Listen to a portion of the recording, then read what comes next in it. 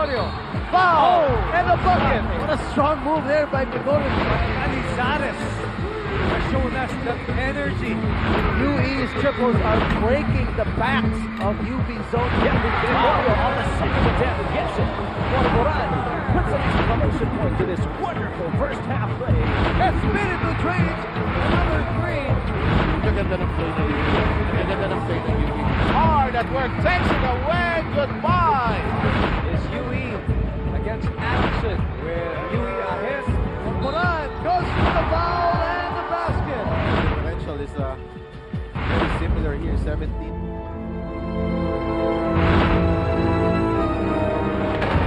Everybody's saying a prayer for different reasons. Jamie Castro in the pressure bunker. Gut check for him. And the first one out. What's going to happen? Oh no! Oh no for LaSalle! Nobody touched that ball! So the ball will be inbounded all the way back there. History has been set. Head coach Quinto Pumare. 7 teams in the UAAP unable to beat UE, not even once here in this season.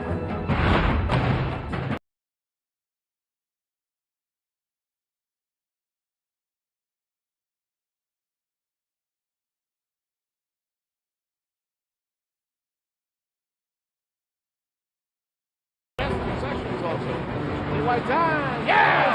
Straight to for D-White. Villanueva's wide open. Oh!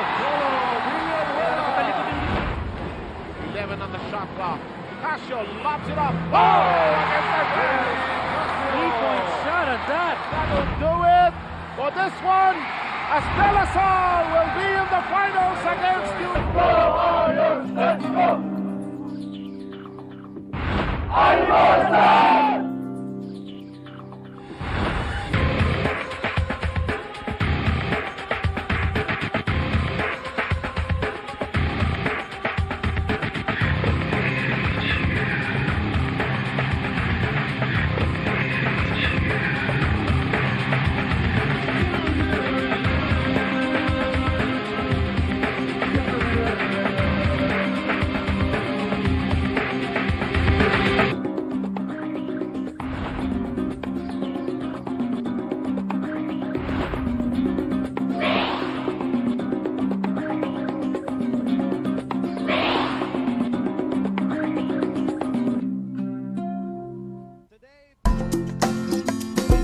Sa simpleng galaw, kay daling marating ang nais puntahan. Sa simpleng click, madaling bantayan ang iyong negosyo. Sa simpleng pag-press, agad mong kasama ang mahal mo. Simple lang kasi ang gusto ng Globe, ang maghatid sa inyo ng mga serbisyong madaling gamitin at intindihin.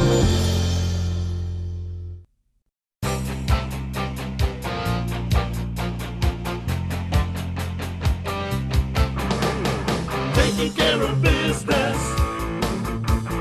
Taking care of business every day. Taking care of business every way. Taking care of business, it's alright. Taking care of business all the time. Taking care of business, we're taking care of business.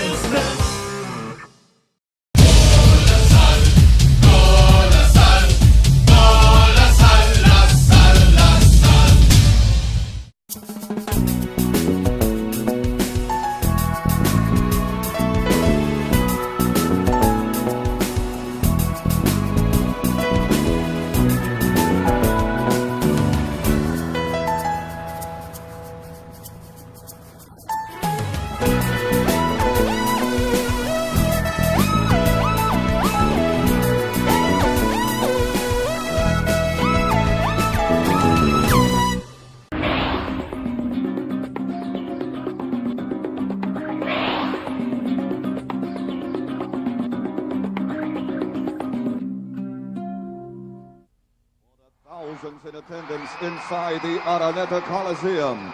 And for the millions watching over Studio 23, ANC Global, and the Filipino channel worldwide, Welcome to game number 1 of the UAAP Season 70 Men's Basketball Finals.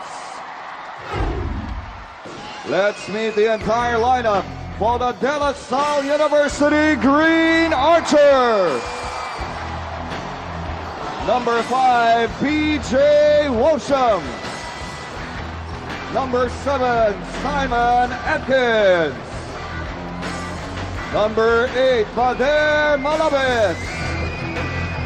Number 9, Cholo Villanueva.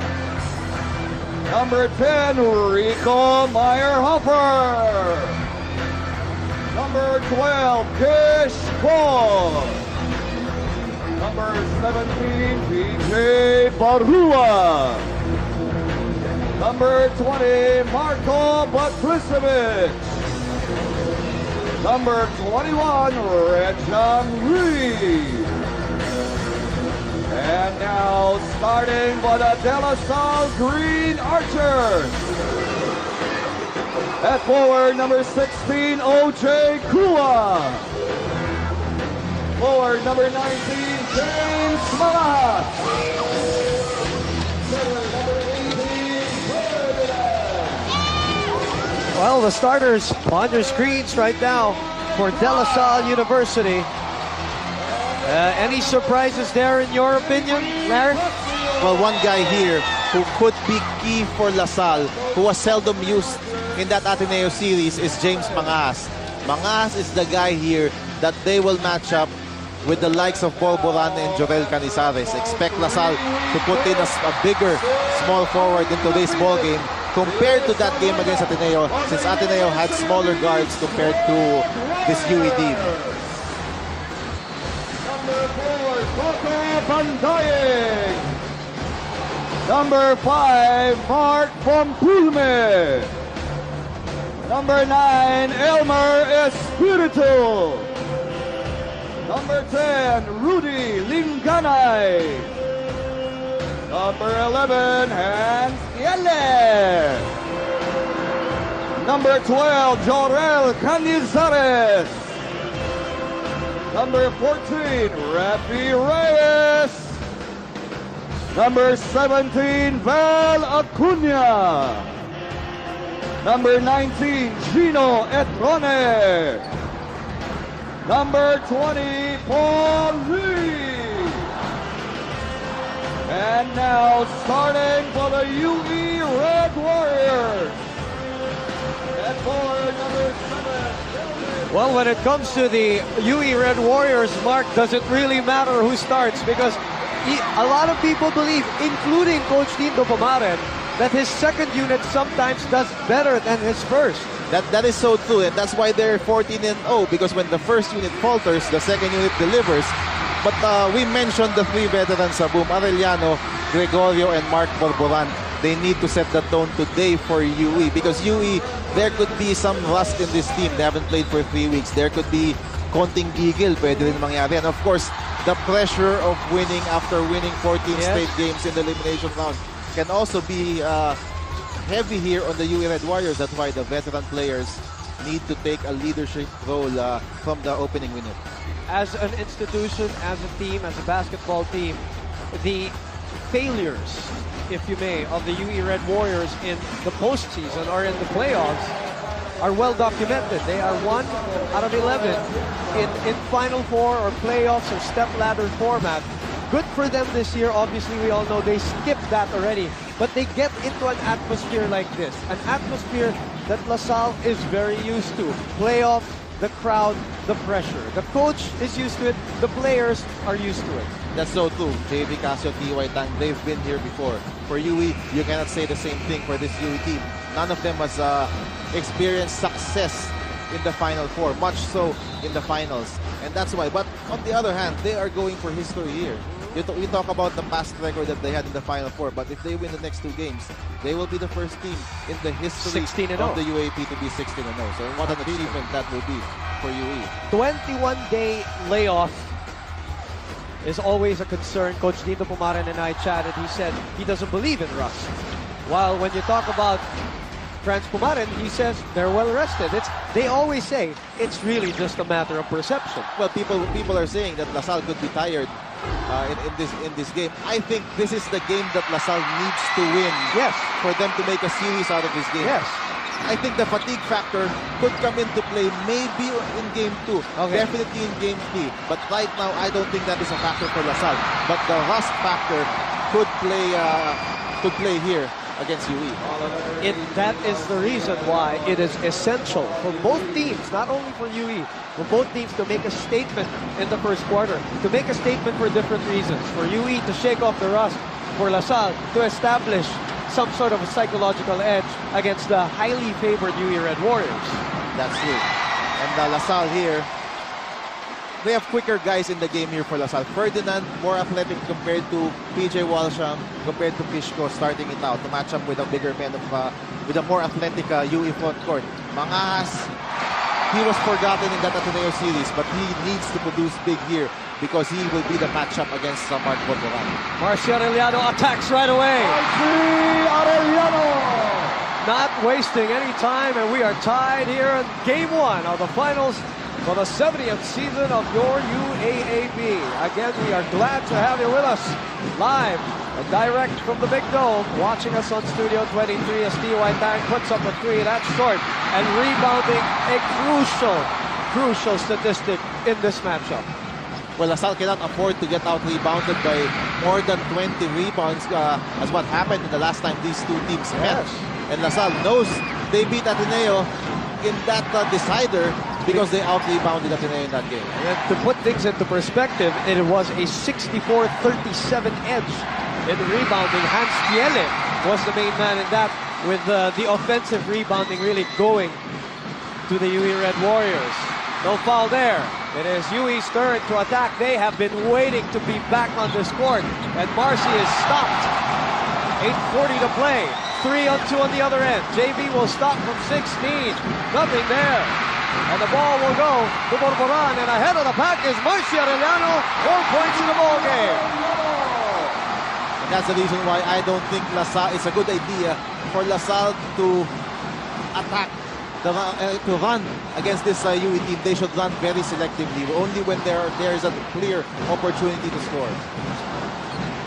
Mangas against Borboran. Mangas twirls, puts it up and in.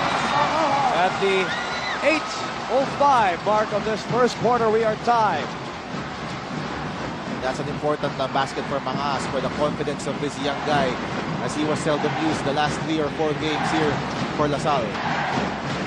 I mentioned earlier in the pregame, Mark, how is LaSalle already content in what happened in the stepladder format? Has that taken so much out of them mentally and emotionally because it was their arch rivals and because they met 5 times? So maybe some LaSalle alumni will say, we're happy we already beat Ateneo, but that will not be the case for Coach Franz Pumarin and these guys, especially guys like T.Y. Tang, guys like Cholo Villanueva. Yes. They're playing their final seasons this year, so they want nothing less than a championship. Excellent point, Mark. Let's go now to the third member of our broadcast crew here at ABS-CBN Sports, Tracy Abad reporting for the UE Red Warriors. Welcome back, Tracy.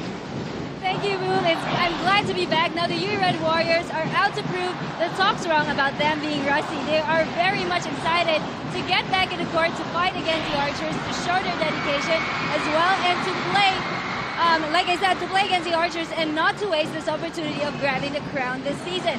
As for their game plan today, it's all about the 3 Ds: deny, deliver, and dominate.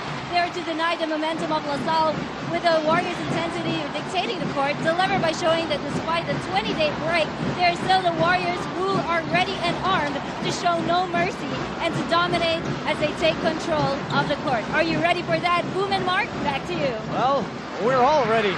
We can't wait. This has already been an extended UAP season already.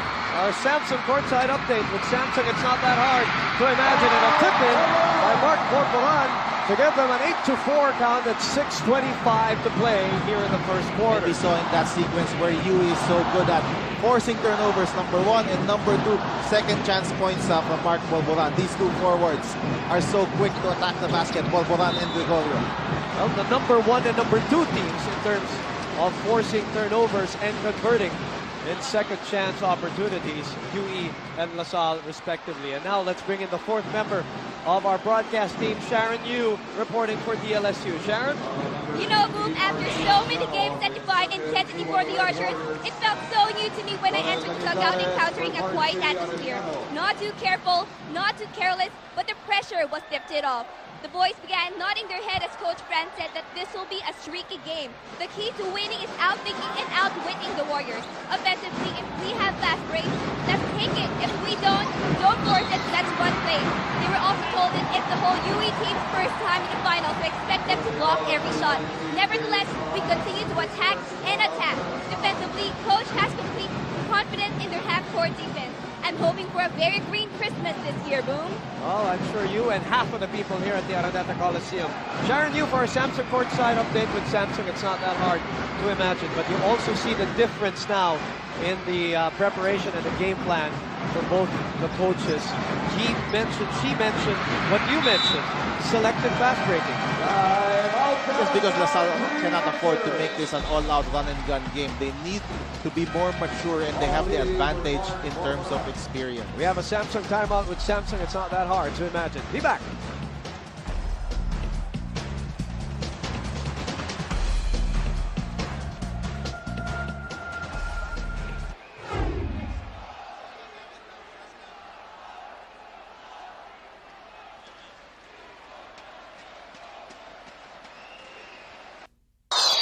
Hey, what's up, guys? This is Kobe Bryant. First of all, respect to both teams for taking it up a notch and getting to the UAAP Finals. You guys are bringing it. So good luck to both teams. Peace. Kobe Bryant, of course, recently here in Manila, wishing both UE and LaSalle good luck here in game number 1 of the finals. T.Y. Tang recovering and getting the ball back. Offensive rebounding by the smallest man on the floor, and it will be LaSalle ball. But so far, Marcia Arellano, 4 minutes, 4 points, 2 out of 3, although with 2 personal fouls already in this game. And that's why Paul Lee will check in here for Marcia Arellano. The rookie.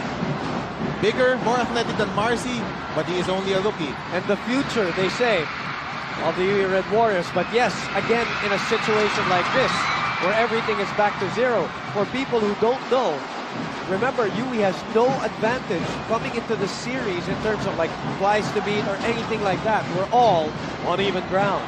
Well, the one thing going for Paul Lee is he is replacing Marcy Arellano. So if he does, even if he doesn't play well, he knows that Marcy is behind his back. And T.Y. Tang gets a big three-pointer here. I like the way T.Y. is being aggressive here in the first quarter. I think T.Y. can take the defense of James Martinez.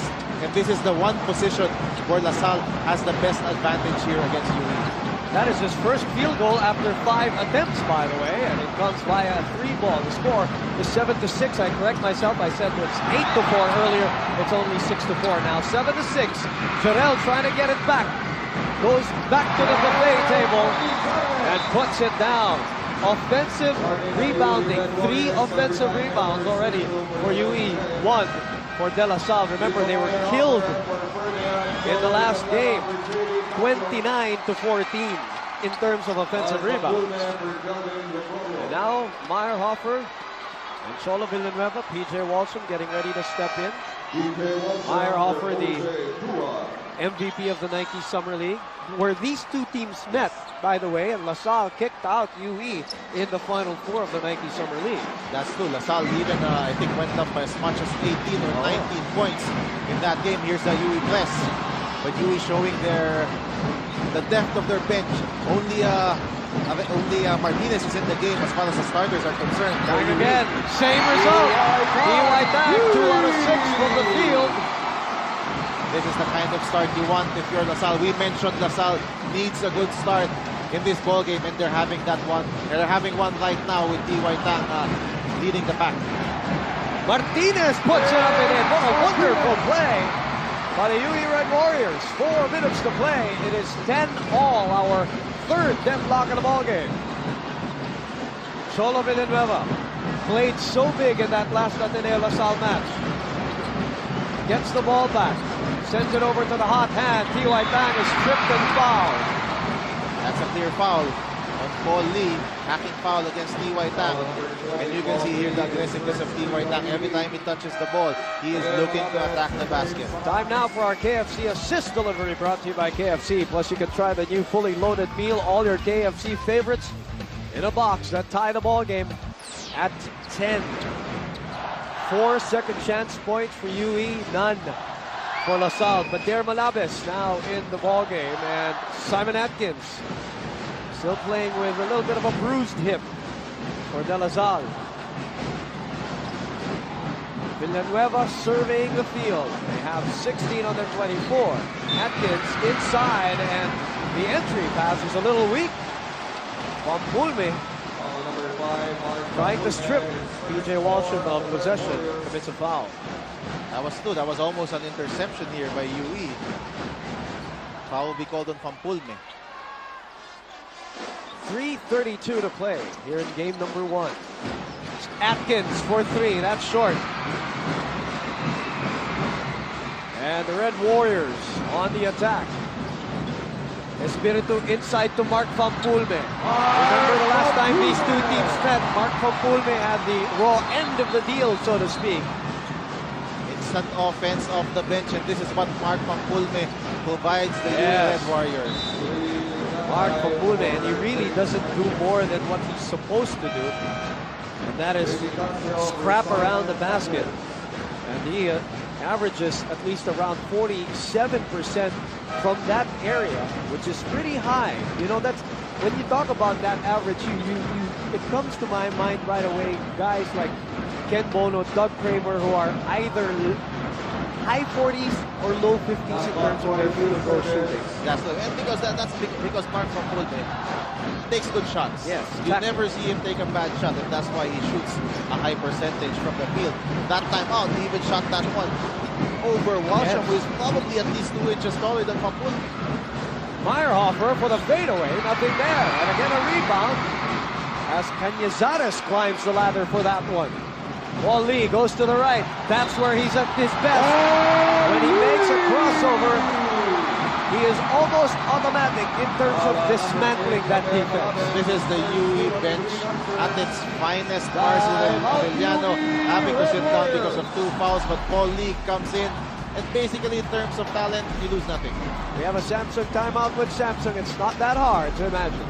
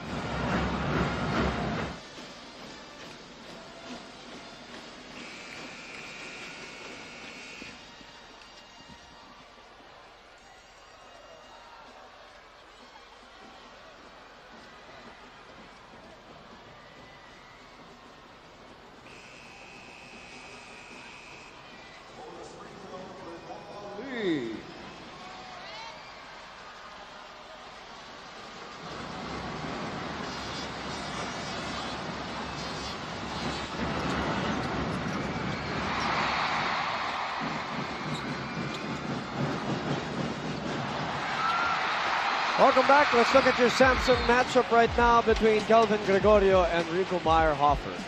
Well, in their two meetings, only 3 rebounds by Gregorio. Meyerhofer, 12 and 7.5. I feel Meyerhofer needs to be maybe 15 and 10 or 11 rebounds in order for LaSalle to be competitive in this game. UE is on a 7-0 run in the last minute and 40 seconds, and they're looking to pound on that. Mark Van Pulme again, overwhelming the bigger, heftier PJ Walsham. This is an 11-0 run already by UE. And they do it so quickly. Yeah, exactly. That's how they killed a lot of their opponents in the elimination rounds. Mark, before you know it, it's already like a 20-point lead. UE playing a little zone defense here. They're changing it up.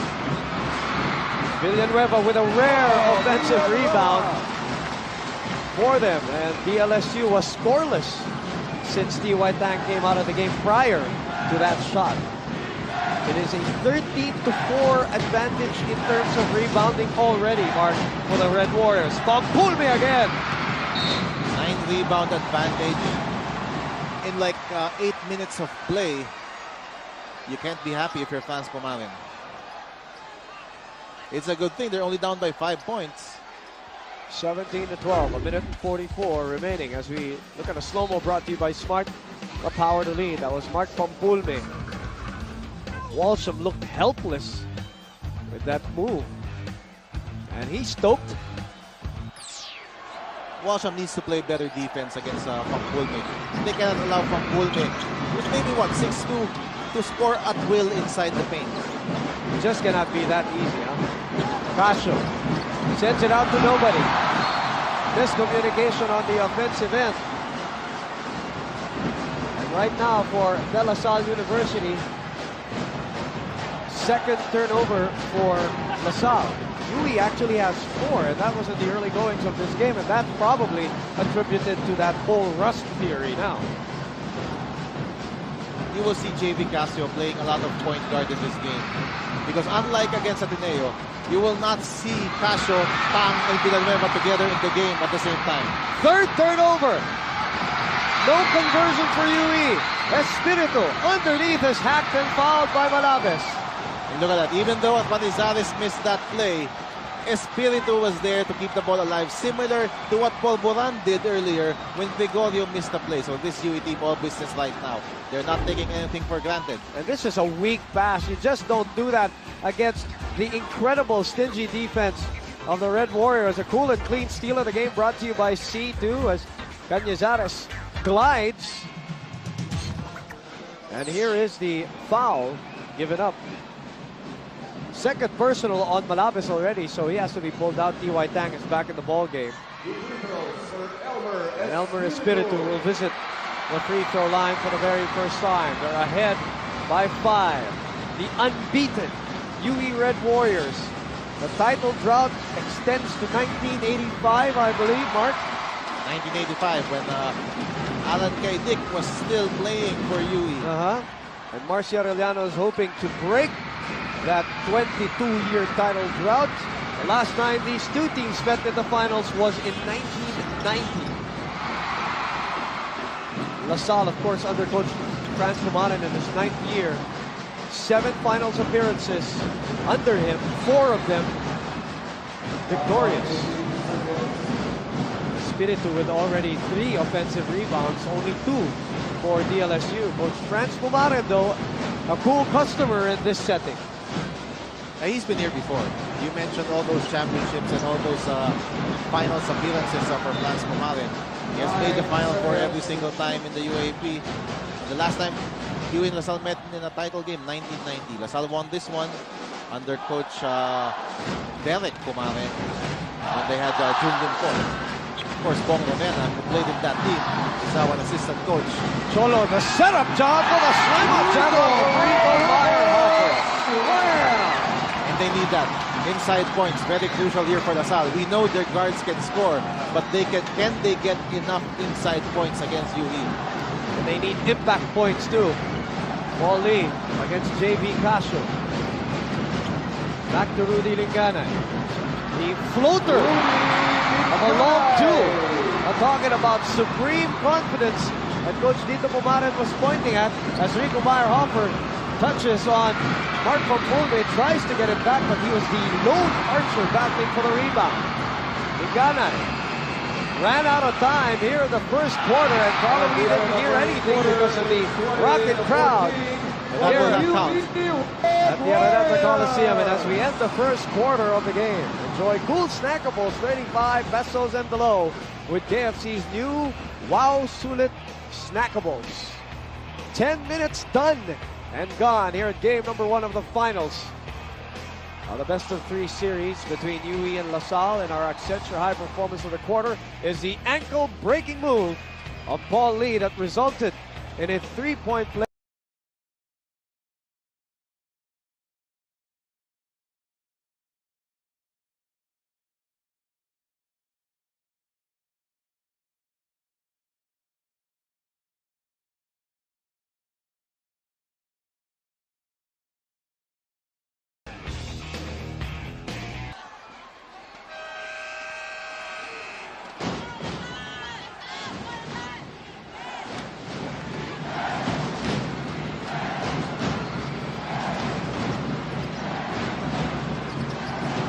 Here at the capacity crowd watching game number 1 of the finals of the best of 3 series between DLSU and UE. An offensive rebounding a problem for DLSU. Bench points too, as you mentioned. The bench points 12-4 in favor of UE, and UE finishing off the first quarter with a 12-4 run in the last 4 minutes. Let's talk about the first quarter a bit, Mark, for those who just tuned in. Well, you mentioned the bench points, and this guy led the way with a couple of baskets inside. Mark Van Pulme using his strength against the defense here of PJ Walsham, making it look so easy for UE. Oh boy, is he stoked for this game. Wala nang ang kalawang eh. It's more excitement really to just get back on the floor. Well, with the way that first quarter went, parang di yata factor. Oo nga. Yung layoff and the legendary trigger man, Alan Kaidig. Part of that championship team in 1985. Ferdinand with the right idea, drawing the foul from behind from, I believe, Mark Borboran. It is a 21-14 count after the first quarter.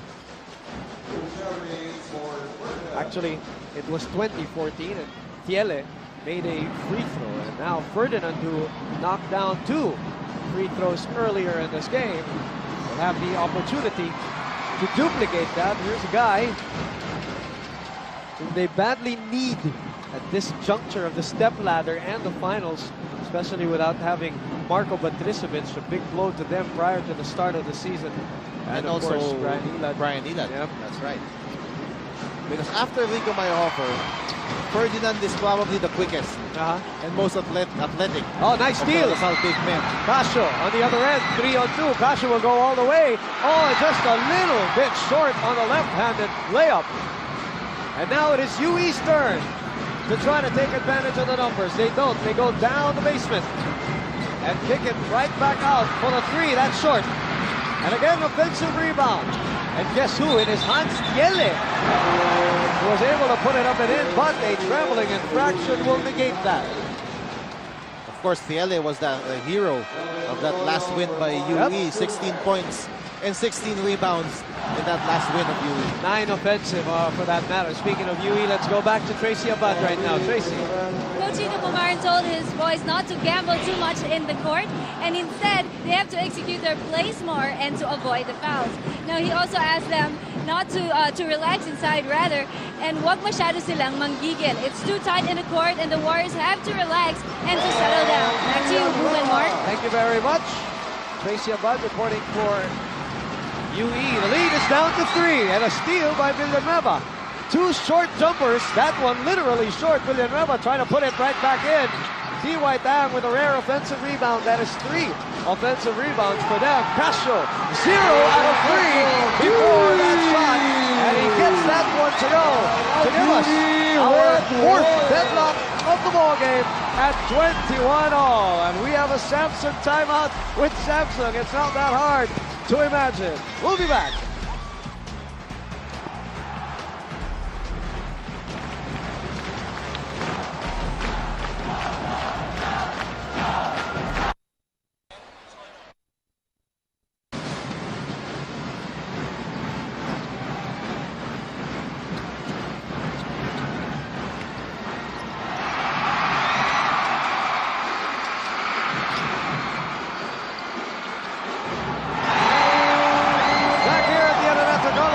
Cholo Villanueva, playing on his last year, takes the ball away and connects on another mid-range jumper to give them the lead at 23-21. And those points came from another turnover by the UE Red Warriors. And speaking of Cholo Villanueva, what a wonderful game he had against Ateneo, especially in the fourth quarter, hitting a big three-pointer, hitting the corner jumper that mattered the most. And Cholo Villanueva was simply the difference in that rubber match with Ateneo. 9 in the fourth, 6 out of 9 from the field for Cholo Villanueva. Those are the numbers then.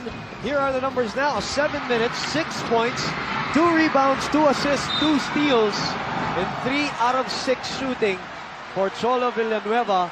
It is a 9-0 run by DLSU, extending to the plays earlier prior to the timeout mark. First foul on Ferdinand. Yes, Mark. Those points of LaSalle mostly coming off turnovers. UE not doing a good job taking care of the ball here the last couple of possessions. 8 turnovers for the UE Red Warriors compared to the 3 of DLSU. You know that game against Ateneo, and this I'm just going to mention, they forced Ateneo in round number 4 to 26 turnovers. Ateneo won the game still, as we look at Mr. Ken T. Joining us here, Joey Tang also of the ABS-CBN Sports sales team. Sama natin dito sa row, and of course headed by Jojo Garcia. Actually the people that you would want to talk to, especially for season 71, as we already start preparing and gearing up for season 71 of the UAAP. I was trying to make a point about them forcing 26 turnovers and then losing that game. And in the last UE LaSalle matchup, 28 turnovers, they still lost that game. That's true. And how important is turnovers, Boom, in today's game? If you look at the last 2 teams, these last games, 2 games, these two teams had, LaSalle survived being out-rebounded by 27 in game 2. But in game 1, they could not survive the 22 turnovers that they committed. So I feel if LaSalle maybe commits 12 to 15 turnovers, they will be in good shape. And that is actually a stat that they're best at. They are the best team in terms of not turning the ball over, but they just did in that sequence. But UE matches that turnover. Let's go to Sharon Yu of DLSU right now reporting. UE was doing well during the first quarter because of their uncontested layups. Coach Franz then remarked about the Archers' 3 turnovers during the first quarter because they were not taking care of the ball well. In addition to that, the Warriors out-rebounded us 17-6, so they were told to box out. Coach Lassie demanded of his big men to go hard to the basket. Over to you, Boom and Mark. Thank you very much, Sharon. You know, it's been thrown around so many coverages, but the term or the phrase gang rebounding is really what LaSalle is going to have to, resort to for them to beat UE, at least in that department. And right now they're not, but they're in the lead. Well, actually, we're tied already at 23. And Hans Tiele again plucking down the repossession at the 7-minute mark of this first half of game number 1 of the finals between UE and LaSalle. Arellano puts it up and gets it to trickle in. He loves that shot, that floating runner from the middle of the circle. Something that he has mastered. We have 8 lead changes already. 7, make that 7 lead changes. It shifts back to UE, 25-23. Cholo coming out of the pick. 5 on the 24. DY puts up a long 3, and that doesn't work. And Tiele again, coming away with his 6th rebound. Mark, 6. 3 of them offensive. That's probably a rebound a minute here for Hans Tiele. Manas is back. And a second offensive foul on James Manas. Almost the same spot that he committed earlier. Tiele has been a big factor here once again for UE. Green Archers call this timeout at the 6:12 mark. It's a Samsung timeout. With Samsung, it's not that hard to imagine.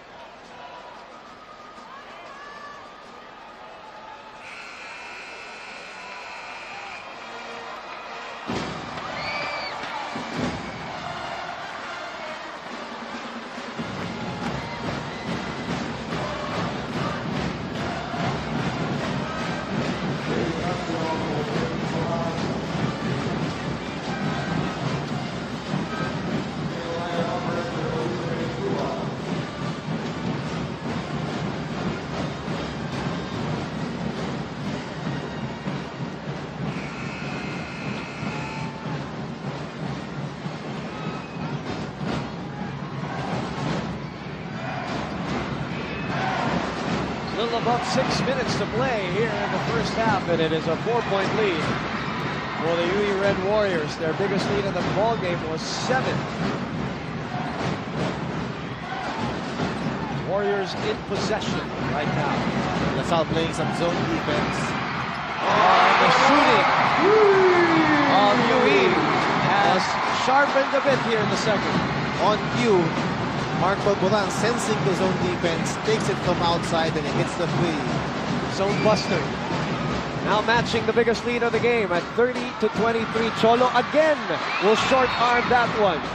But a foul is called on the Red Warrior. And the rebound scramble. 5:30 to play. You'll expect Coach Franz Pumalin to play in zone from time to time here, primarily to preserve the energy of his players. Time now for our KFC Assist Delivery, brought to you by KFC. Plus, you can try the new fully loaded meal, all your KFC favorites in a box. The assist eventually leading up to a 3-point shot. And that's something that Rico Meyerhofer shouldn't be taking. Exactly. He should be more aggressive taking it strong to the basket. He has Cholo there, JV, and TY to take the shots from the Oh, outside. what a shot. Just could not knock it in. The fourth offensive rebound by Hans Stiele. 6 minutes, 1 point, 7 rebounds, 4 of them offensive, and he is the leading rebounder of the game, and he is duplicating what he did in that last UE LaSalle matchup. And after LaSalle took this 23-21 lead, UE once again making another run here. 9-0 run now for UE. In the last 3 minutes at that. At the 5:05 mark, Hans Stiele. A career ball game in that last matchup. He was our best player in that game. The major difference in terms of rebounding, they just seem to be forgetting where Hans Stiele is. And also LaSalle showing that they could have problems against bigger people in the same way they had problems with Ford Arao. As we look at Ogie Alcacid. Noel and Randy Santiago here with us. I was just chatting with Randy yesterday at the ABS-CBN compound. Very excited but very fearful for his team. But they're here. I think that's his son that he's with. You're cheering on DLSU, and they need this win. As Cholo again will set up PJ, but PJ overcooks it. It will be UE ball. Wasted opportunity for DLSU. The lead has ballooned to 8 now. Those are the things that Salle cannot afford in this ball game. But give a lot of credit here to Cholo Villanueva. He is making things happen. Yes. 1-3-1 half-court pressure defense here for LaSalle. They have come alive with their pressure defense against Ateneo. They've shown the 1-3-1. They've shown the 2-2-1 at certain times. Something we haven't seen a lot of in the elimination round. Well, I'm sure Coach Franz Pumalin trying to think of something different here. Since he's playing against his brother, Atkins. Ahead of the back, at least 3 steps. He takes it away and it converts. And they go back to the 1-3-1 formation. 4:10 remaining in this first half. The lead is 6 for the unbeaten UE Red Warriors. Basically a delay trap here by LaSalle, and then they switch back to playing zone. And this is what happens. 6 seconds in the shot clock, no organization on offense yet. And it forces another turnover, a 3-second infraction called on them. Here's that cool steal and a fast break on the game, brought to you by Petron XCS. Atkins, of course, was also instrumental in the second quarter against the Ateneo Blue Eagles. The threes also, the 1-3 and the long 2 that he knocked down.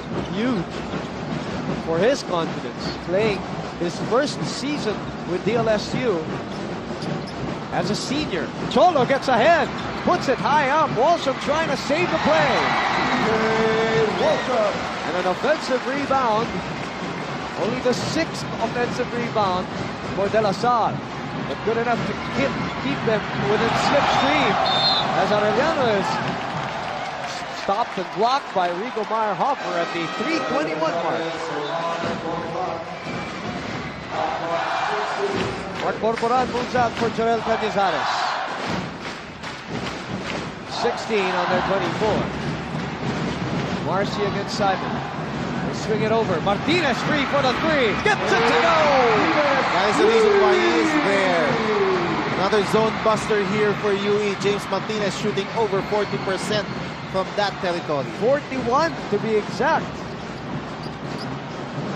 Meyerhofer back to Cholo. They swing it around under 3 minutes to play. Cholo likes this shot and he proves it. When he's got that momentum, he loves it.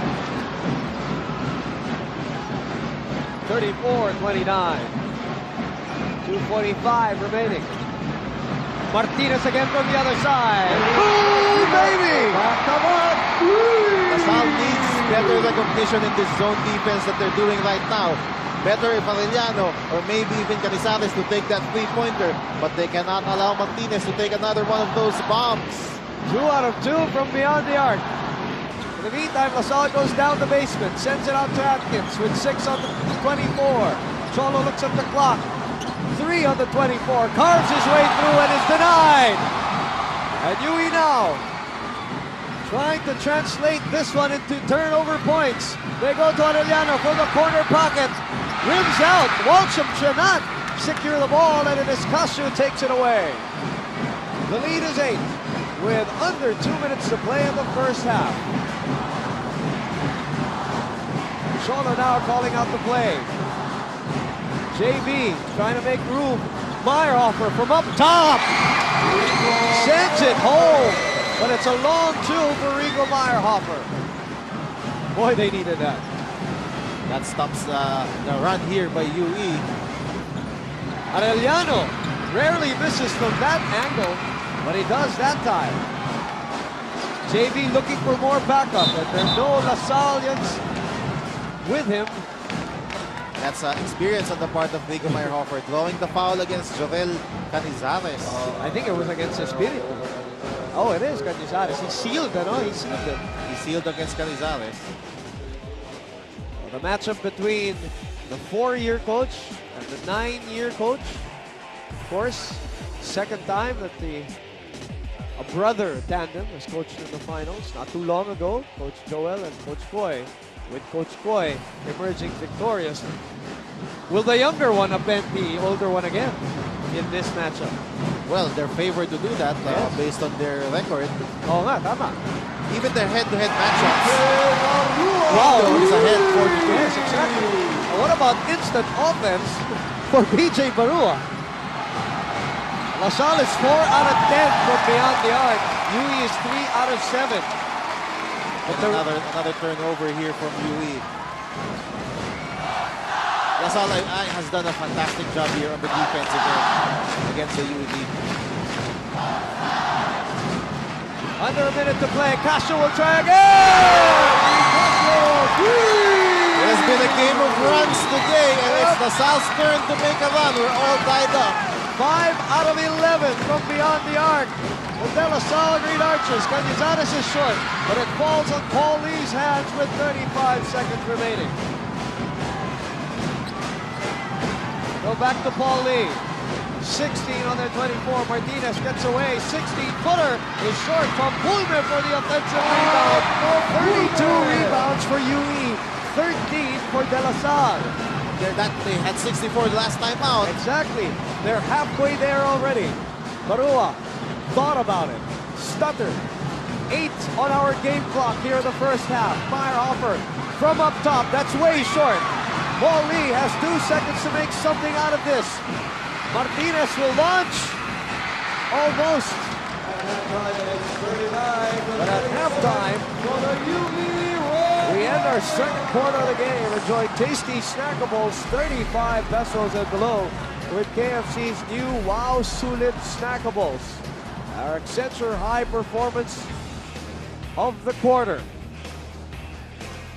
This is the rebound play, I believe. Mark Pampulme, 6 points inside the paint. Yes. Very big here for UE, and that's why they're up here by 2 points. Rebounding Has been dominance by UE. But the problem has been the turnovers for UE. They have 12 to the 5 of LaSalle, and that is the reason why LaSalle is only down by 2. Game 1 gets to halftime. We'll be back. Ito na po, ma'am, as promised. Ano man ang ating usapan, May kakabit po, sir. We'll call you back. Thank you. ano man ang ating kasunduan,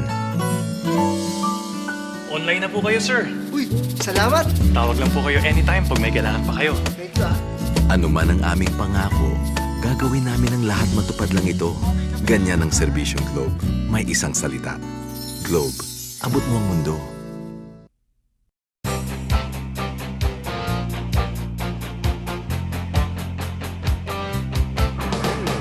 Taking care of business.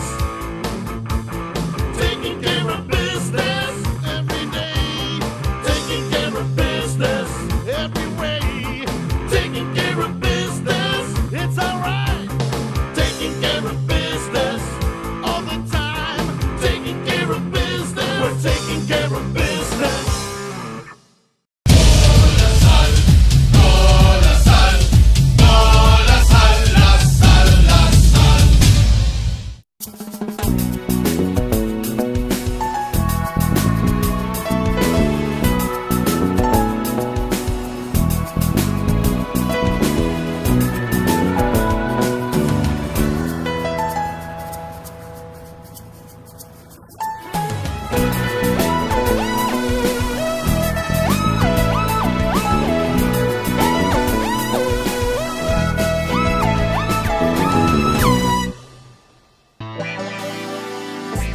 You've got dreams, oh, you've got visions.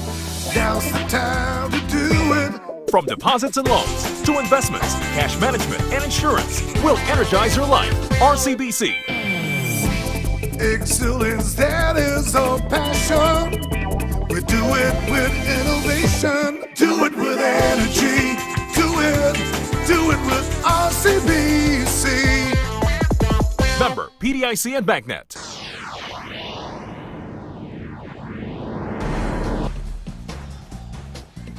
Franz Kumaren in his 7th finals appearance. He's won 4, and he's back actually here at the Big Dance as he once called it. Coach Tito Pumaren, of course, his first time, and has really matured in the 4 years that he has been coaching for the UE Red Warriors. For ABS-CBN Sports, welcome again. I'm Boom Gonzalez together with Coach Mark Molina. A slim 2-point lead for the UE Red Warriors, 39-37. You put it perfectly, Mark. It has been a game of runs so far. Yes, LaSalle actually starting out well, and then UE making that run, leading by as much as 9 points, but LaSalle tied it up. Then UE led by 9 again. Yes. And then LaSalle coming back again to tie at 37, but UE hanging on to a 39-37 lead, and LaSalle sticking close despite the dominance of LaSalle of the rebounding battle. And why today. is that? Why is that, Mark? As we look at the numbers, why? Why are they still there? Well, because of turnovers. That's 7. If we look at the field goals attempted, it's 37-38, so it's almost the same despite the 21 rebound advantage here of UE. And that's because of turnovers. LaSalle with only 5, and that is an excellent number here for Coach Franz Kumaren, and UE with 12 already. We mentioned turnovers, Boom, and the turnovers, when LaSalle got blown out, they committed 22 turnovers. Yes. In the previous game, even though they were out-rebounded 64-37, they kept it close because UE committed more turnovers in that game. So that seems to be a good number here for LaSalle. If they can have maybe 5 turnovers again in the second half, then LaSalle can steal game 1 from UE. Well, that's what they're hoping to do as we check out some sequences in our first half. And bench points was totally in favor of UE in the first quarter. And then Cholo Villanueva came in. Then PJ Barua, then Simon Atkins, and all of a sudden it was a different story. And James Martinez, though, making a run for himself with 2 straight triples in that second quarter, and that's why we are at 39-37. We'll give you the numbers later on about the bench points and starters, but Mark, take us through again the keys to success for both LaSalle and UE, and let's see where they are after the first 20 minutes. Well, we all thought that UE will dominate the bench performance, but I think the guard line here of LaSalle playing well, especially Villanueva. Tanging Casio, normal numbers from them. But Villanueva has been playing better than Marcio Arellano, and also maybe even Paul Lee. So LaSalle backcourt right now, it's not yet dominating. Yes. But they're playing well. But I think T.Y. Tang needs to score more than the 6 points that he has scored so far in the first half. Of course, Casio also caught fire in a bit, and then we saw, of course, Solo Villanueva. What about this point, Mark? Well, they had that. They took a lead 10-6 in the first quarter, but UE completely erased that. So this is already, I think, the start. It was okay for Franz Momaren, but not the kind of start that we wanted. But hoped for, yeah. They hoped for. But UE showing really no signs of rust at this stage of the game. Enrico has not yet performed the way I feel he needs to perform to have a LaSalle victory in today's ball game. He is content taking shots from the outside. He needs to be a force inside offensively and defensively for LaSalle. 4 points, 2 rebounds on 2 out of 6 shooting for Rico Meyerhofer in 12 minutes. Let's go to the other side. And obviously the rebounding stat will emphasize this athleticism point of UE. 34-13 rebounding advantage. That says it all. Athleticism-wise, UE has the advantage here for LaSalle. But they need to take care of the ball, as we mentioned earlier. All right, let's go to the second point. Obviously, they wanted to make a run-and-gun ball game for this one against LaSalle. And that's true. And Coach Lindo Pumaren, they're trying to push the ball every time they have an opportunity. Yes. But the thing is, they're committing a lot of turnovers, so a lot of those opportunities are going to waste. And LaSalle has right now controlled the pace of the game, and that's why the lead is only 2 points here for UE. All right. I think we are about to check out, of course, the leadership of Marcy, Mark, and Kelvin. What do you think about that? Well, Marcy Arellano started out well, but he got into early foul trouble, and then Kelvin Gregorio, nothing much from him today. Mark Polvoran also. These 3 guys need to produce more for the UE Red Warriors. Christmas in October here in Araneta Coliseum. Red and green will battle it out when we come back after this short break.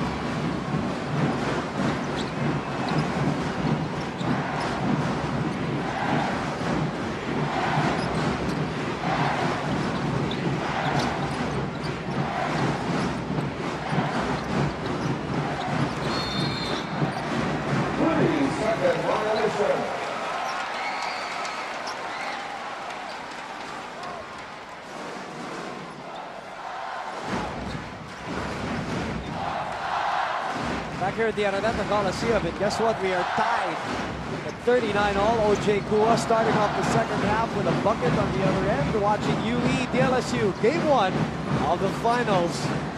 Best of 3 for 70th season of the UAAP men's basketball competition. 50 seconds have gone by. Ferdinand trying to extricate. And he draws the foul. You know, Mark, it makes me wonder if that bum ankle of Rico Meyerhofer is still really bothering him. It definitely is. This is not the same Rico Meyerhofer that torched Ateneo for 24 points in the second half. He is not as active as before. He is settling for outside shots. He is not challenging penetrations inside the paint the way he used to. And that gets to your head, right? You try to protect that ankle, and it affects your decision making on the floor. That's true, but for Coach Franz Pumamen, even a hobbled Rico Meyerhofer is important for him. Yes, he still makes contributions to this team, even though he's not at 100%. Speaking of contributions, how about 5 out of 5 from the line? And I jinxed it as usual, but 5 points already for Ferdinand. And together with the rest of the other guys have distributed those points. Manny Llagas finally makes some noise here for the UE Red Warriors and breaks the 11-2 DLSU run since the 143 mark of our second quarter. First 2 points for Llagas. It was Pulme who played better than Llagas inside the paint in the first half. Turnover number 6 for LaSalle, while UE already committing 13 earlier. They start off the second half. Here comes that press again. 2-1. 2-1 naman ang ipinakita ni Coach Franz. Martinez free for a 3. That's short. And Meyerhofer finally getting the rebound. Game 1 winner has won the title 9 out of 13 times for 69%. So that is why in a short series like this, obviously this game is huge. You're watching us all over the world again on AMC Global as we look at the slow-mo brought to you by Smart, the power to lead. The special being aired live over AMC Global to all our subscribers all over the world, especially North America, the Middle East, Europe, Australia, and the Asia Pacific. Siyempre, iba-ibang time zones yan, Mark. So, no whatever day, whatever time you are, but they're all watching. Salamat! Kung nagpupuyat kayo or gumigising kayo ng maaga para lang manood ng UAP, thank you very much at mabuhay ang lahat ng Pilipinong nanonood. 42-41. Arellano trying to change that, doesn't get the roll. Borbolan, yes! It will not count. Oh, okay. The foul was before the basket of Mark Borbolan. How about this? All 11 players of UE who have entered the game scored at least 1 point, and that stat we've said so many times in the eliminations for the UE Red Warriors. At one point, all of the 14 players that they put in, 15 players scored 2 points. And they have 10 players, as we mentioned earlier, 10 players averaging 5 or more points a game. 42-41. Diana changes that. 11 lead changes in this ball game. That's a nice way to attack a zone defense. Yes. Put your big man in the high post, and if he is free, let him take that short jumper. D.Y. Tang forces this one. Ferdinand Hule. And Ferdinand, he did not have to do that. Marcy Arellano is not a rebounder. Maybe 4 or 5 inches shorter than Ferdinand, and Ferdinand unnecessary for him to push off against Marcy. You will learn, Mark. He's only a rookie. He's only a rookie. 43-42, 7:27 to play. Watching us live also, of course, on Studio 23, and the replays later on tonight, 8 p.m. Sky Cable, Channel 61, as we send it over to Sharon Yu from the DLSU side. Sharon? You know, Boom, Coach Franz had a lot to say during the halftime huddle. He wants the boys to force more turnovers, noting the 12 turnovers by the #1 team during the first half, as opposed to their 5 turnovers only. He also commended the bench for stepping up, contributing 19 points, but he reminded them to choose shots well. Similar to their previous encounter with UE, he demands more effort in all aspects, but especially in rebounds, as we were down by 21 total rebounds during the first half. Coach Lassie told the team to dig in deep inside themselves and believe that we will prevail in this ball game. Over to you, Boom. Thank you very much, Sharon. Obviously emphasizing on the more positive points in the halftime discussion. Alam na nila, hindi na nila matatalo sa rebounding as JV Cashon knocks this one. Nope. D.Y. Tang, the smallest guy on the floor, getting the rebound. A rare offensive rebound. They swing it over to Rico. Rico hands it over to JV, and he puts it up and in. That was just resilience on the part of LaSalle in that possession. A couple of jumpers did not fall for JV, but the third one does fall for him. 6:29 remaining, and our 12th lead change on the ball game. We have a lull, so we'll send it over to Tracy Abad for the UE Red Warriors. Coach Tito Pumarin was not too happy with the performance of his Warriors in the first half. He did point out that they were too much dribbling that caused them too many turnovers.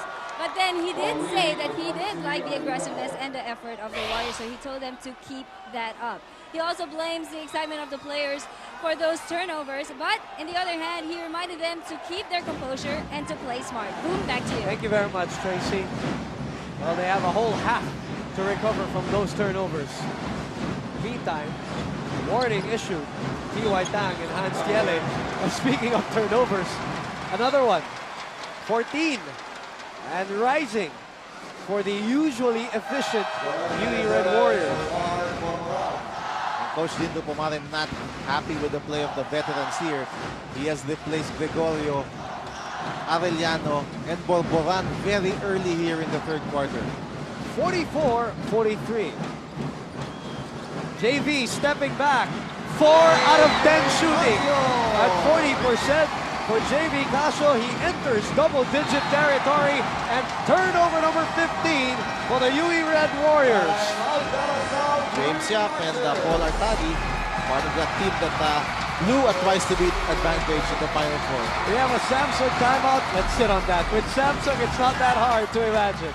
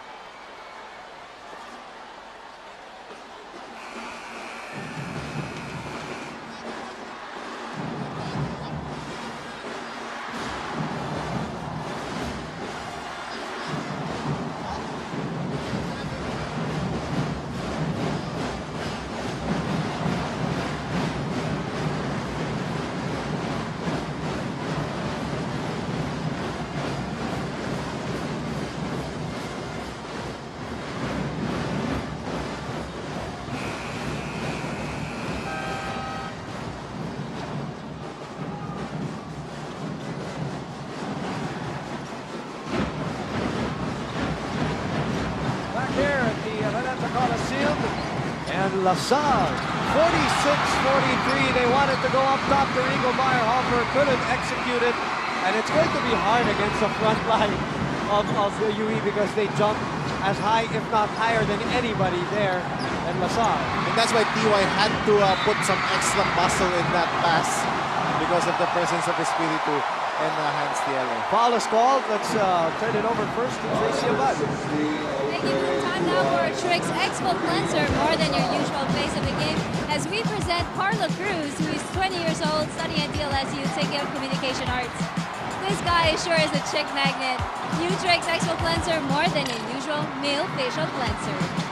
I trust you, Tracy. Thank you very much. In the meantime, back to live action. Another turnover. 16 turnovers for the UE Red Warriors. 17 points off those turnovers for DLSU. That's the huge part. And speaking of turnovers, let's just talk about this. UE's winning margin average when they have less than 20 turnovers, 19 points a game. That's when they're totally dominating the opponent. And UE's winning margin average when they have more than 20 turnovers, 6.5. And those teams were NU and LaSalle. Those were the ones who were able to force 20 or more turnovers. Again, LaSalle is number 2 in terms of forcing turnovers and number 1 in keeping their turnovers down. And also, on the flip side, LaSalle is not committing any turnovers. That's why very few opportunities here for UE. We have to remember, UE number 1 in turnover points the entire season, 70. And there won't be any turnover points if there won't be turnovers. As simple as that, as Rico Maya-Hopper tracks him down. Hua tries from up top. 3 triple attempts for LaSalle. And finally, the ball is given to UE. Igigil na sa 3. Coach Romanen now digging deeper into his bench. Fielding in his 12th player here in Bandaying.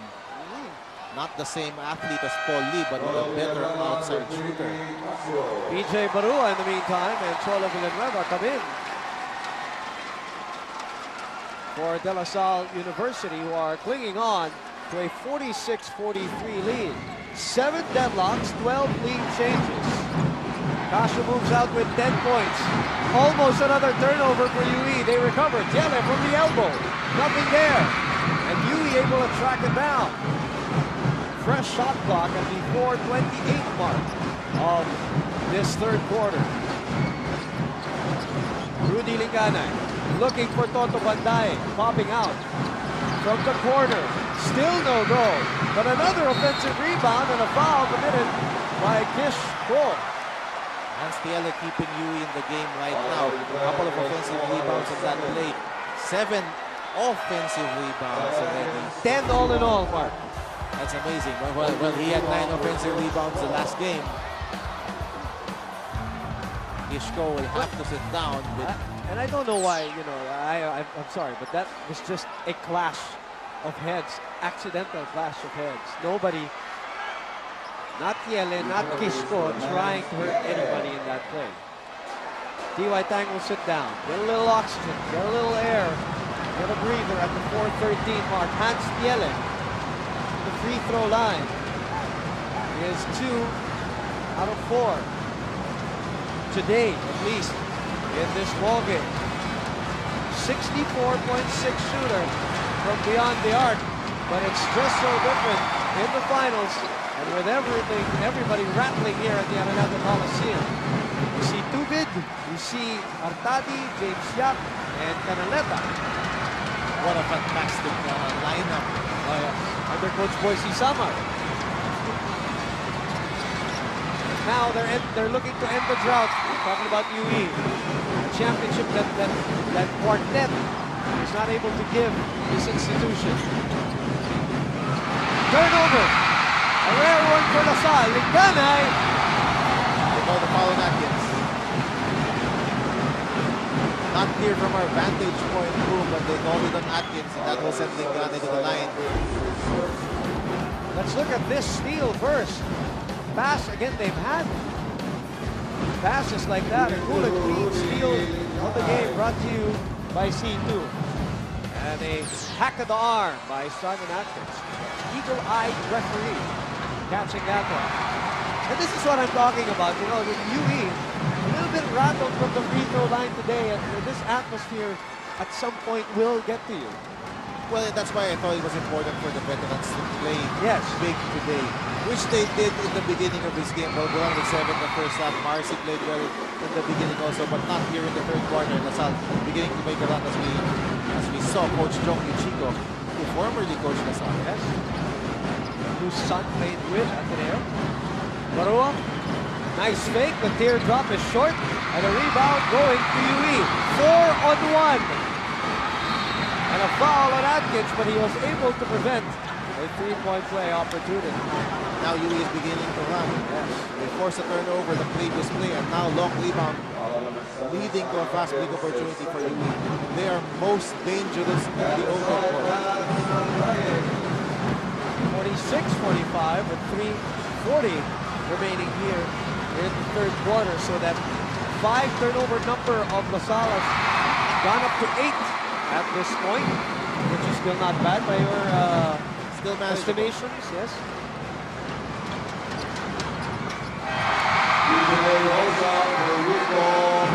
Meyerhofer now will move out for the heftier BJ Wilson. On the average, Salle commits 15.2, the best in the league. This is the 13th lead change of the game, 47-46. 7 on the shot clock. Hua gets the baseline, drives, and it rims out. Now Yui again, looking to burn rubber. And a ball taken away again by Cholo. That is his third steal of the ball game. And another turnover. That's another turnover, but excellent defense here by Yui. Coach Lindo Pamale, nice judgment here on my estimation, switching to zone defense with Tang and Casio sitting on the bench for Salle. Talagang pampagulat, ano? They leave Barua open from up top. And then he goes for another runner. Nothing there. Salle is looking a little confused against this zone. Well, their main gunners are not there. And that's why Franz Pamale here will field in Badir Malabes. They need an outside shooter to break this zone. And they need a timeout too. But actually it was Yui that called the timeout at 2:48 to play with a Samsung timeout. And Samsung, it's not that hard to imagine. We'll be back in a moment. Stay with us, please.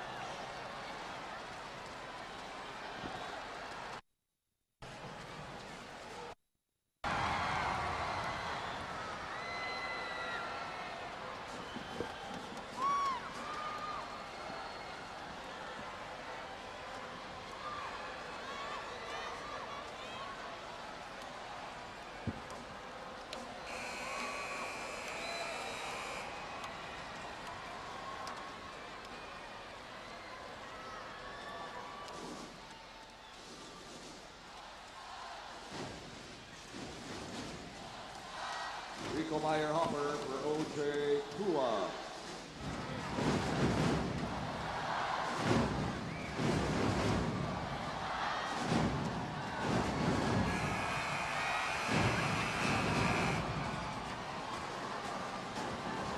Back here at the Araneta Coliseum as we see and find Hans Tiele rather, for free throws.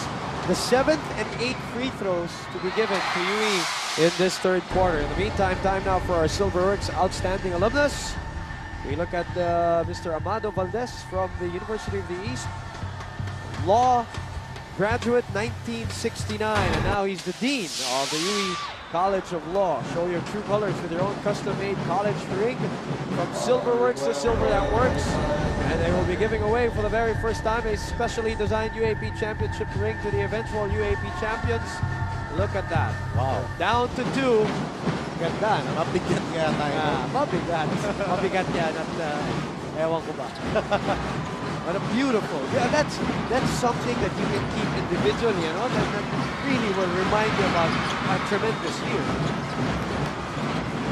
And we thank Silverworks for that. Cholo finding Walsham again. Cholo Villanueva has been able to drop dimes on that defense of the Yui Red Warriors. That's the third time he has done that in the baseball game. 2 of them going to Walsham. He has been able to find creases. The third personal foul on Joel Cañizares.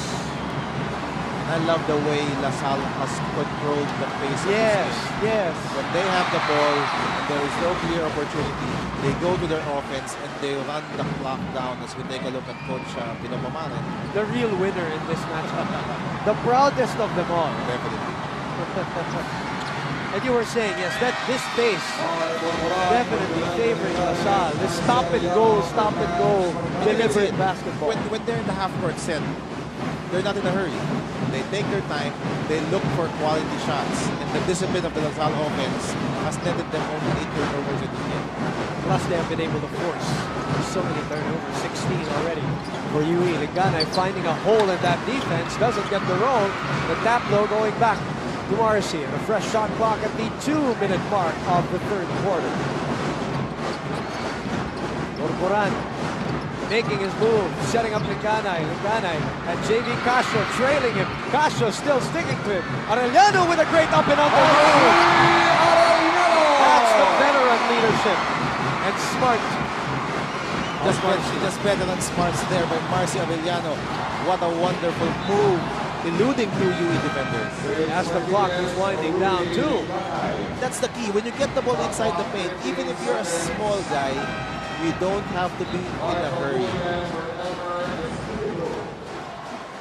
50-47. And you know, UE has slowly inched their way back into this lead.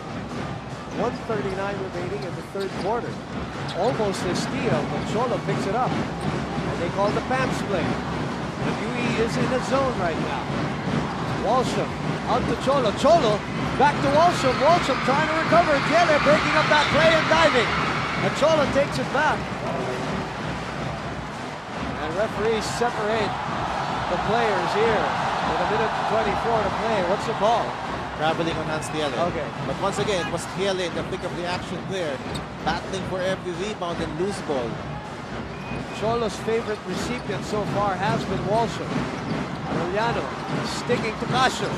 What a pass. Meyerhofer kicking it out. Cholo Villanueva loves the mid-range, but he misses that one. But you can see in that instance that Rico Meyerhofer is not 100%. That will be a quick move to the basket for Rico Meyerhofer. But in that instance, and most of the time in today's ball game, he's trying to play a decoy role for Salle. Yes. Under a minute to play in the third. 7 of the 24 of the Red Warriors. Corcoran gives it out to Gele. This will be a turnover. 24 seconds, shot clock, good. Turnover number 19 to be exact. Wow, we've missed out on a couple already. Jacking it up to 19. And speaking of turnovers, the 10th for De La Salle. Salle beginning to turn the ball over. 5 already in this quarter. They only had 5 in the first half. Just to remind you, for those who tuned in late, as UE able to break the press. They're in the lead by 3. Time is on your screens right now. Yele copping out. Cholo almost taking it away. It will be La Salle ball. 20 turnovers for UE. And once again, that was forced by Cholo Villanueva. Exactly. Probably the scrappiest player. And I've said this so many times. Regardless of how he struggles offensively, if he can't help, he will do the other things. He will scrap for those things. Or he will actually, he's one of the better, now I've seen this in Malabes though, but he's one of the better defenders of the wings. And that has been the key to this trap defense of Franz Pomade.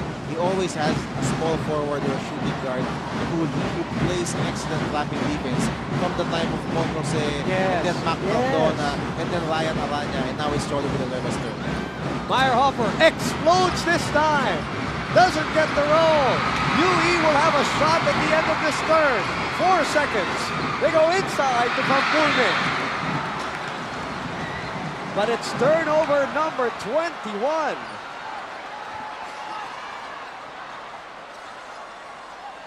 La Salle will have their chance.